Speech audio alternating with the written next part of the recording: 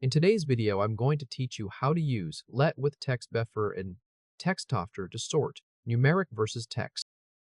Open Excel, then open the workbook you want to work with.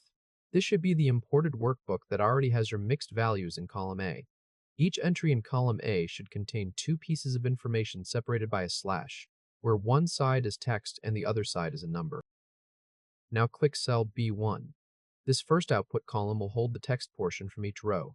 Type text, then press Tab to move across to cell C1. In cell C1, type number, because the second output column will hold the numeric portion from each row. After typing number, press Enter to finish the header row.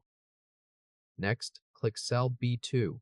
This is where you will enter the first let formula, which will pull out the text side of the entry from row 2.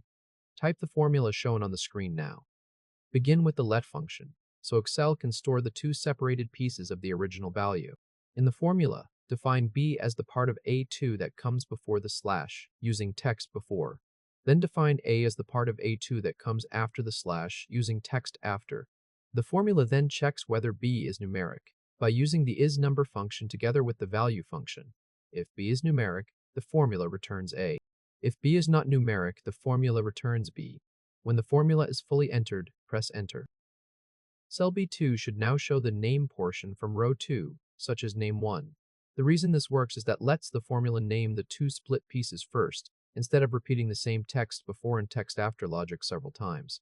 Then the final part of the formula decides which stored piece belongs in the text output column. Now click cell C2.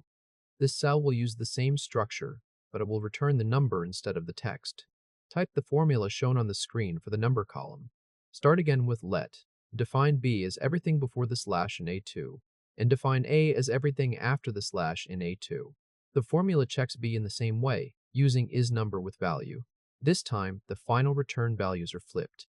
If B is numeric, the formula returns B. If B is not numeric, the formula returns A. Once the full formula is entered, press Enter. Cell C2 should now show the number from row 2, such as 1234. At this point, row 2 has been separated into two clean outputs. The text is in column B, and the number is in column C. Now you need to copy both formulas down through the remaining rows. Click cell B2 to select it. Then hold Shift and click cell C2 so both formula cells are selected together. With both cells selected, move your pointer to the small green square at the bottom right corner of the selection. This small square is the fill handle. When your pointer is positioned over the fill handle, double-click it. Excel will copy both formulas down to the last row of data. If this helped, hit like and subscribe for more quick tutorials. All 8 rows in columns B and C should now be populated. Column B contains only the names, such as name 1, name 2, and name 3.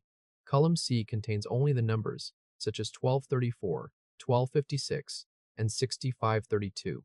This works regardless of whether the original entry in column A had the name before the slash or after the slash.